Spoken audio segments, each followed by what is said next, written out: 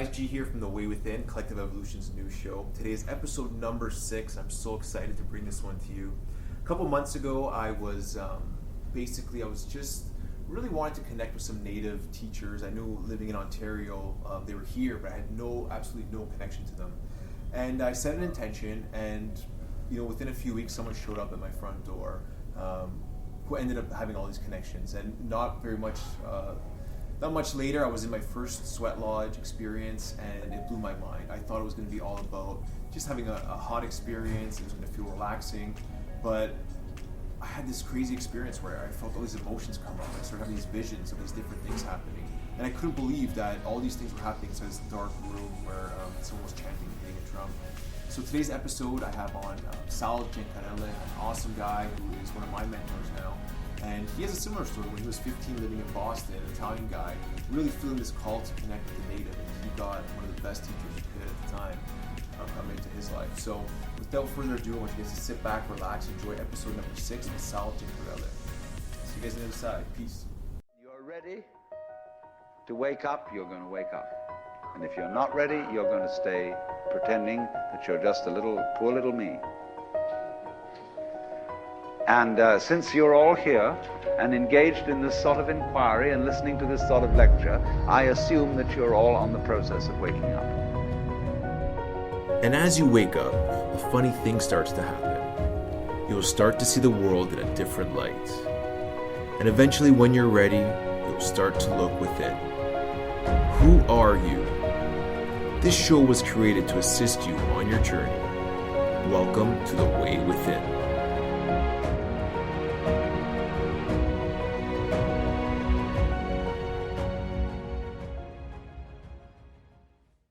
Here with a very special friend of mine, someone who sort of came into my life unexpectedly, and I'm grateful for it. His name is Salvatore Gencarelle, really Italian right off the boat. Well, his name is Italian, just like mine, Giovanni Bartolomeo, but he chose a different path in his life from what one would probably think is traditional for someone growing up in Boston. And we'll get a little bit into his story in a few minutes. And the way I sort of met him was that a couple years ago, I started really setting the intention that I wanted to learn more about the Native tradition. I was looking for a teacher, living in Canada here. I know there are a lot of tribes within, somewhat nearby vicinity, but I had no connection to them. And one day, another friend of mine named Stu just showed up at Luminous Center, and someone told him he should come check it out, and he's going to help us build a few things. But more important than that, he was a connector to this other world that I had no experience in. So shortly after, I got to participate in my first sweat lodge, where Sal came from North Dakota at the time? Yeah, North Dakota. North Dakota at the time. We flew him up here. We had a group go through that. And right after that, I knew it was like, okay, I need to learn more about this the right way. So that brings us to today. So then Sal is one teacher. Stu is another mentor of mine in this tradition. And so Sal, just tell us a little bit about your story, because like most people that might be listening that are not of native tradition, we sometimes feel that that might not be accessible to us. So tell me about how you got involved in this. Sure. Sort of tradition. Yeah. Well, thank you for having me here, Gio. Yeah. It's great to see you again. I every now and then make a trip up here, and the second time we got to really connect in your homeland. So yeah, my story, it starts back when I was 15. I started I was in Massachusetts, and I was really drawn towards the Native traditions myself. My background didn't include a lot of religion or any spiritual teachings. My parents were spiritual, but they didn't impose anything on me. So I instinctually had this draw towards that line of thinking and that way of being. But my real desire, it actually was centered on Native traditions of this land. And I was much like you. I didn't have a teacher. I didn't know where to start. And so I kind of put out the call, just as you did, set the intention. And I sent it out there, and within a very short amount of time, actually less than a year, this Native person, this medicine man from South Dakota, showed up in Massachusetts and started to do these ceremonies. And on this property I was working at, learning herbs and learning kind of like the plant medicines at that time. So really quickly he saw my interest. He also saw certain qualities that I was holding as a young man at that time, really dedicated towards that path, and he, as I said, took me under his wing and started training me, and he started to apprentice me almost immediately. That was kind of a developing process, and slowly I was given more and more responsibility within his ceremonial traditions. And over time, he showed me how these traditions work and how they work not just as a healing tool or modality of indigenous lineage or descent, but also as a way to support culture. So a way to actually bring people together and a way to unite people and to support the village ultimately. So that's where I come from, and that journey lasted up till 3 years ago when he passed away. So the 27 years, the intense apprenticeship initiation time was 17 years, and I'm then went out kind of in my journeyman phase. Like I can do these things and I can teach on my own, not under direct oversight. And so I've been doing that now for about 10 years. Yeah. Awesome. So, look, I have a ton of questions for you, but like for someone like myself, like I would love to one day facilitate, like a sweat lodge ceremony. So what's involved in that? Like how would I be able to, get my green stripe or, Yeah. Whatever you want, whatever the terminology is. Yeah. The blessing, Yeah. you're good to go. It's a process, that's for sure. So there's actually, in the truth of it, there's one qualification for it on the spiritual level. And this is what's unique about this tradition versus, it's not just didactic instruction. It's not just like going to seminary. You have to do certain things to be qualified to facilitate connection for others. The spiritual qualification is that you Humblecha at least one night.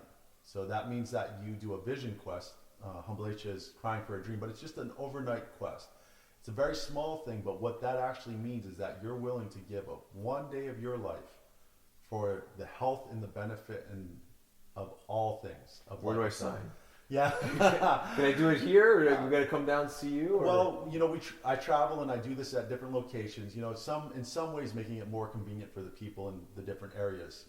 It's hard. I understand that, and it's really hard to uproot yourself and to move to another location. I did that, and I was able to do that because I didn't have a family. I was a young man, and I was able to kind of withstand the pressures of that. Going from one kind of extreme culture to another extreme culture, and it was hard.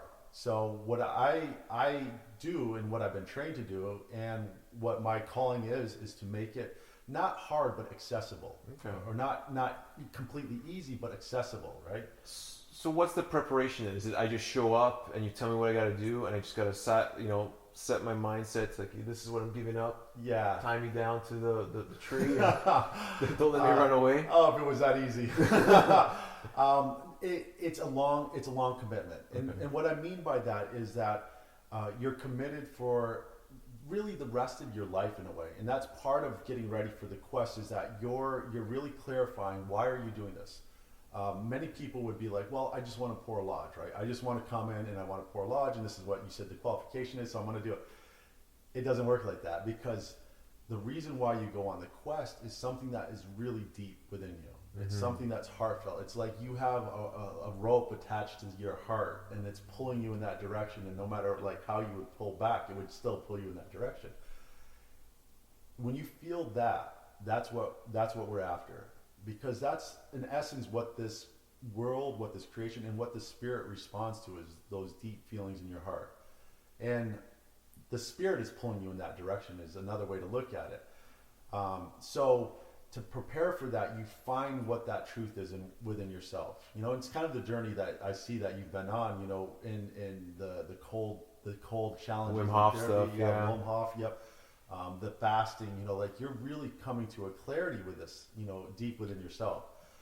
Yeah, I'm exploring, I'm searching, I'm following my intuition. Yeah. Things are just the blinkers are going off. It's like, yeah, that's for you. It's like, okay, like I'll go after it and just really feel it. So yeah. Yep. And that's what moves things, And as you set your intention, then things manifest, right?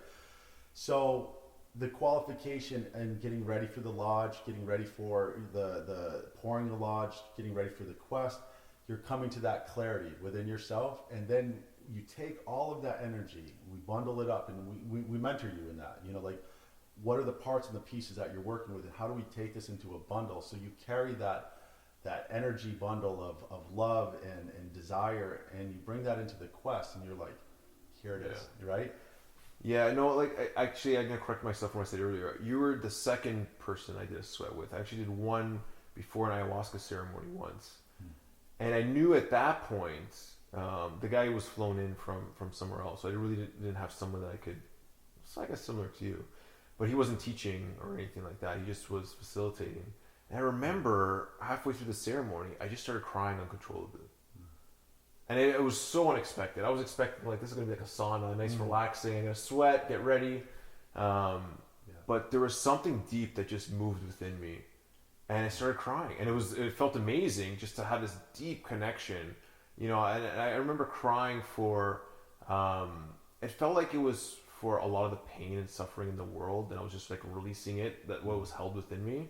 But then I knew, I was like, wow, you know, I would love to learn more about this experience and how I can share this with others. Because the more you connect with, you know, yourself and, you know, nature, which I think is a part of ourselves, things start changing. And you feel more open and happier and committed to doing good things. And like all these things start changing that you would never expect from a sauna. You know, Something simple, right? It's like, wow, you know, so like that's what set me on the path. And I'm hoping maybe we can do this when you come back, or we'll talk after this podcast of what I got to do to get ready for that. In more detail. But what I want to ask you is some of the other crazy things you've seen. I know you've mentioned some really interesting ceremonies. We're gonna tag on the little part you did about your Humblatia to this interview at the end that we're just recording for another piece we're working on. I remember you mentioning once a ceremony where someone was wrapped up and buried under the ground, and then they walked. And well, tell me some stories of things you've seen. Like, can you talk about them? Yeah. I mean, it's not necessarily known in the general public, just because it's almost so extreme. When people hear it, they discount it or you know, it's like, so it's not easy to talk about. But I've seen healing, and this healing kind of track, this, what I'd say, it's like a modality that's based off a cultural story that's so different than the Western modality that the only thing that we can compare it to is things that are in holy texts, you know, or legends, mythology. And right? That's one reason why I just took up fasting, because in all these Bibles and holy books, talk about fasting, 40 days, 40 nights.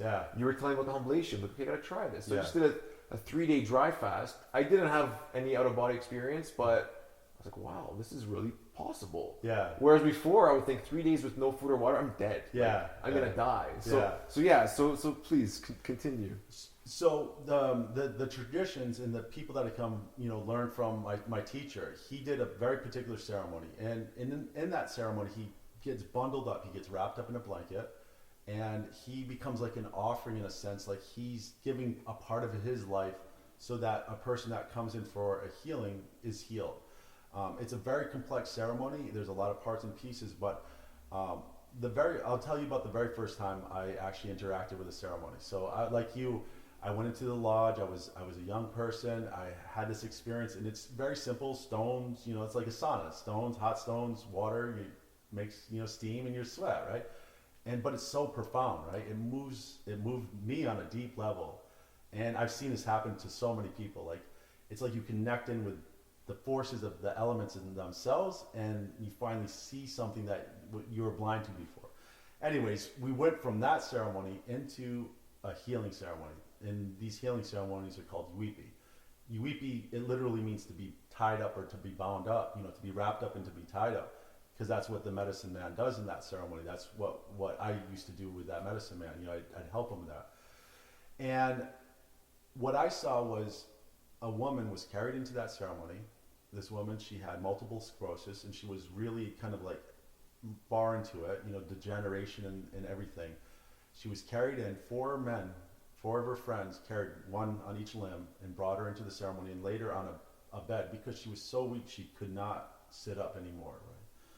Right? And then this whole ceremonial procedure, happened, and the lights are off, and there's rattles and there's whistles, and this the sound of the whistles are 30 feet up in the air, and I know the roof is only 10 feet, right? So it's like, how is this room expanded to this dimension, and these noises and these movements, and the lights come on, and this woman's sitting there, right? She's just sitting there, like, on the mattress that she was laying on, and she asks the healer, once he's like up and he's standing, she says, "Can I give you a hug?"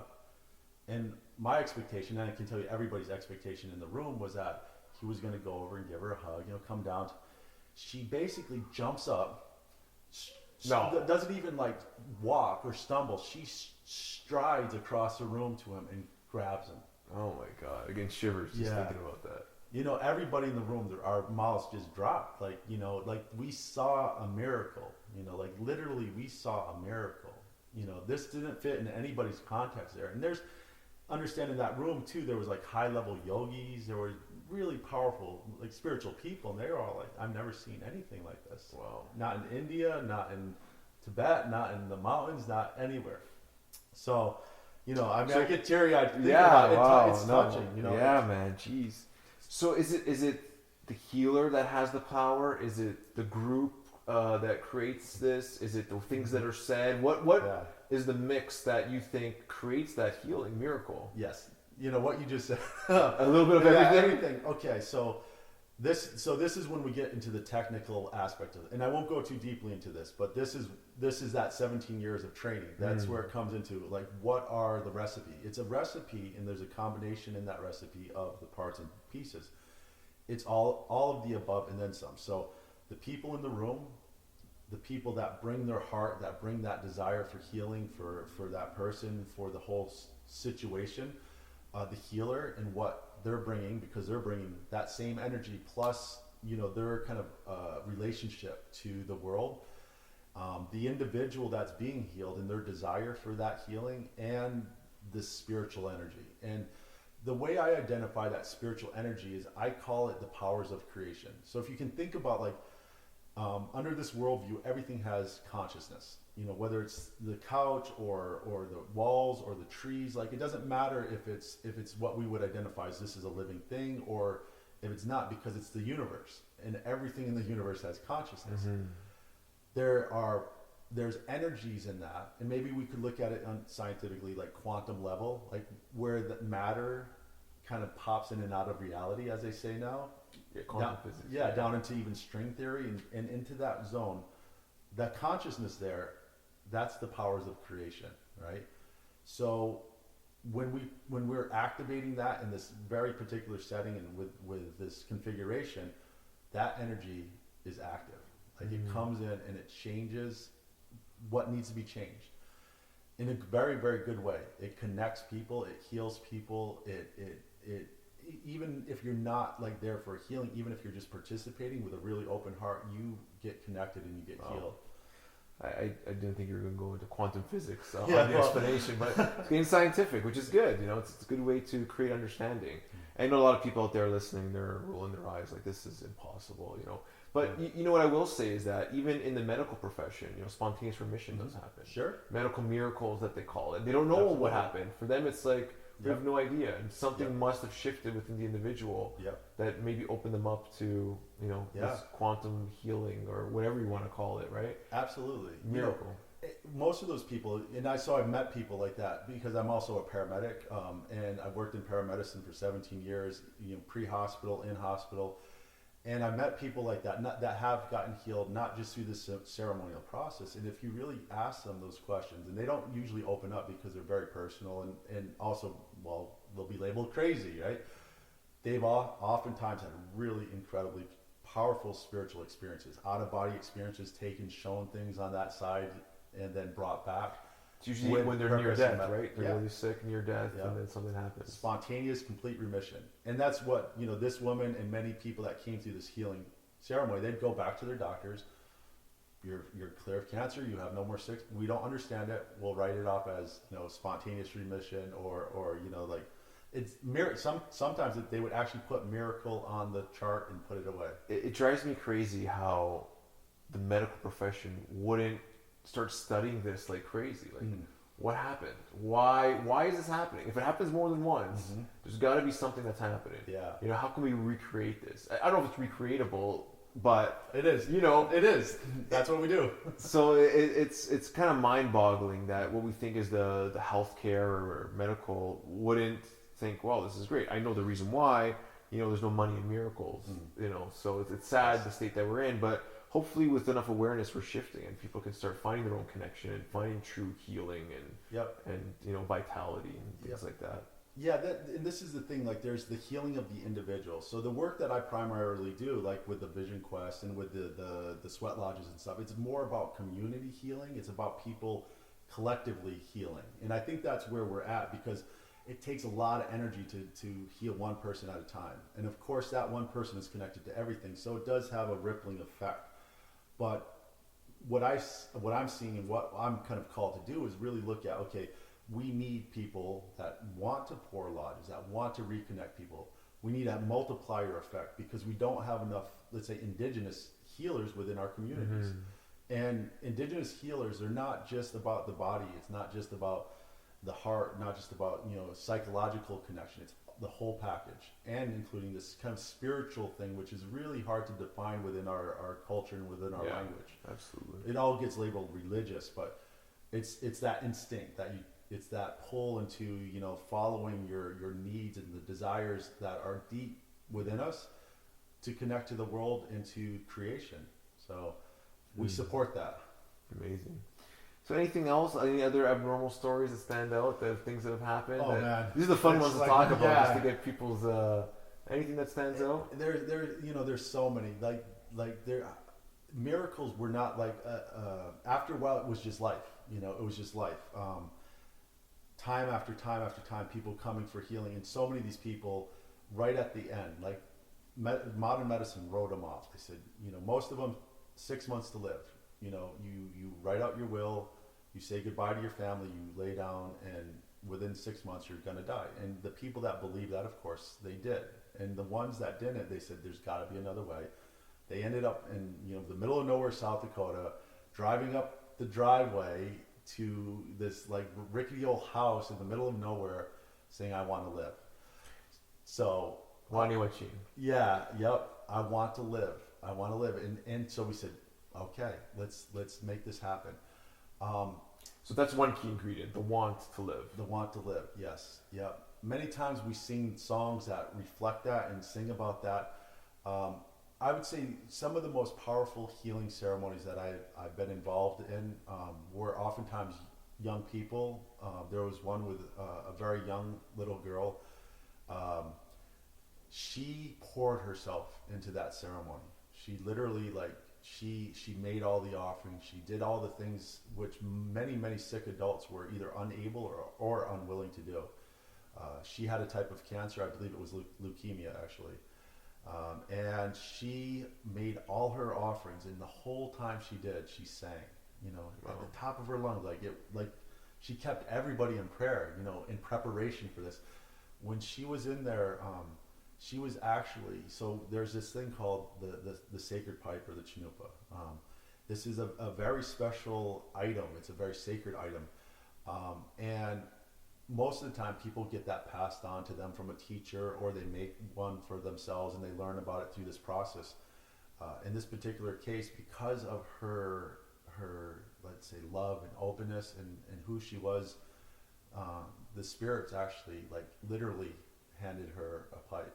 You know, they gave it to her, you know, and blessed her in that way of saying, you're going to grow to be a very old woman. Where did the pipe come from? It appeared out of nowhere? Yeah, well, that's how it works. In these kind of situations, it just they bring appeared. it in. Yeah. Wow. Yep. So it's hard to That's hard to believe. Yeah, you know, I don't want to call you a liar. Yeah. I know that you're not the type of guy to make things up, but wow, that's I didn't pretty see it crazy. before. Let's put it that way. I didn't see it before, and where does any of this come from, right? Yeah, it's when you start questioning what is reality, Yeah. myth, right? Yeah. You know, I get that. And So one more question I wanted to ask is that, so where are we going now as a species, humanity? I know there's a lot of native traditions and legends. What, in your opinion, what's going on right now? Yeah, we are at a choice point, and it's not a small choice point, and this is for everybody to hear, know, and listen to. I think the easiest way to say this is that we've distanced ourselves, we've disconnected ourselves from the earth and the objective reality, the physical, natural reality. We've created stories that don't really match up with that anymore, and we're destroying this. We're destroying nature. People, in our understanding, all over the world are being called back to the earth, back to that relationship, everywhere. Whether you're in 30-foot skyrise, working in a CEO, wherever you're at, or you're working in the fields, everybody's being called to really connect back to the earth. You could say like Mother Earth is calling her children. And in that, we all have a choice, either to listen to that or not to listen to that. And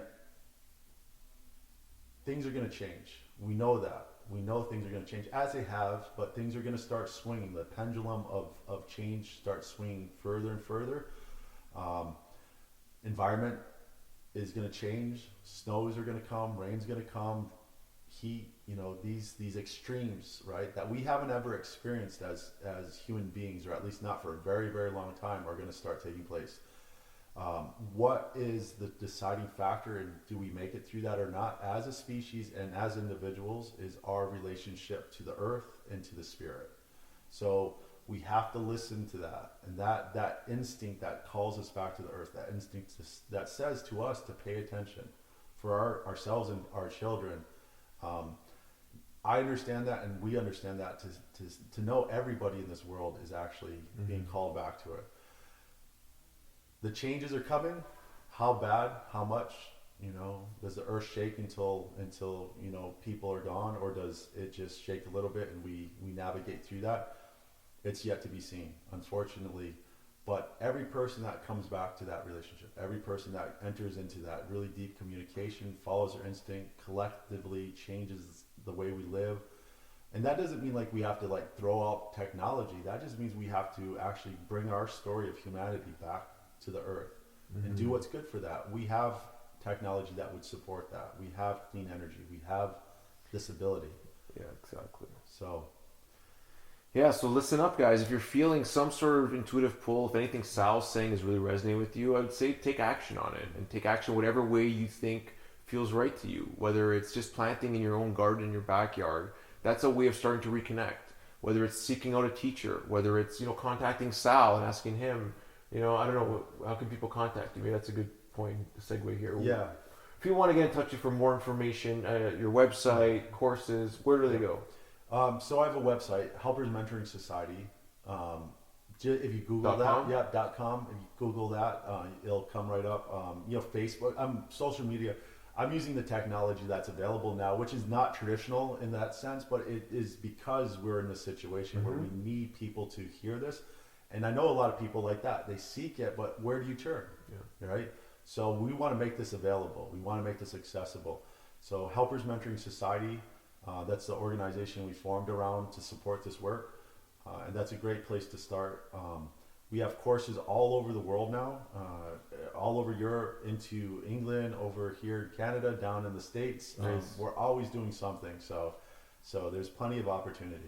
Very cool. And what I would say, just to end it, is just set the intention. Set the intention. Ask for a teacher. Ask for being some reconnection in your life. And if you have that will, like the will to live and the will to really want that connection, it'll start happening. And it'll start happening naturally. So that's my best piece of advice. And Sal shared a lot of great information with us as well. So yeah, stay tuned for more shows from us, and hopefully we'll have Sal back again. I love talking to this guy. Yeah. And if you want to come, if you're in the Toronto area, you guys want to come and check Sal's website about some stuff he's got going on here in end of July, early August. Yep. Yeah. And I'll also send some stuff. Yeah.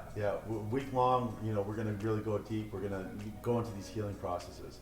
I'd just like to add, if you're struggling with that will to live, and a lot of people are right now, we're in kind of a depressed emotional state. So there's a lot of people that one foot in the spirit world, one foot in the physical world, and they're trying to make a decision. just to look at that and to know that, there's healing for that. There is goodness to this world, and the choice of life is a really special choice, and we have an opportunity to make that choice together. Awesome. Well, Sal, thank you very much for coming. Yep. Come by my house today. You made it work. Yeah. You're only here for a couple of days, so I gotta grab you and get you. But thanks for coming and sharing all this amazing wisdom with us. Great, man. Thank you for having me again. Yeah. Anytime. Hey guys, we're back. I really hope you guys enjoyed that episode. That was Salvatore Gencarelle, an amazing guy, and I'm gonna send you guys all the links where you can connect with him for more information.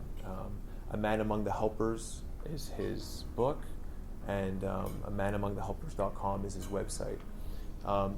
Connect with me on my website, www.thewaywithin.me, and I'll have links to all of these guys' stuff on their shows, and obviously, check out collectiveevolution.com. So thanks for tuning in, guys, and we'll see you next week with episode number 7. Peace.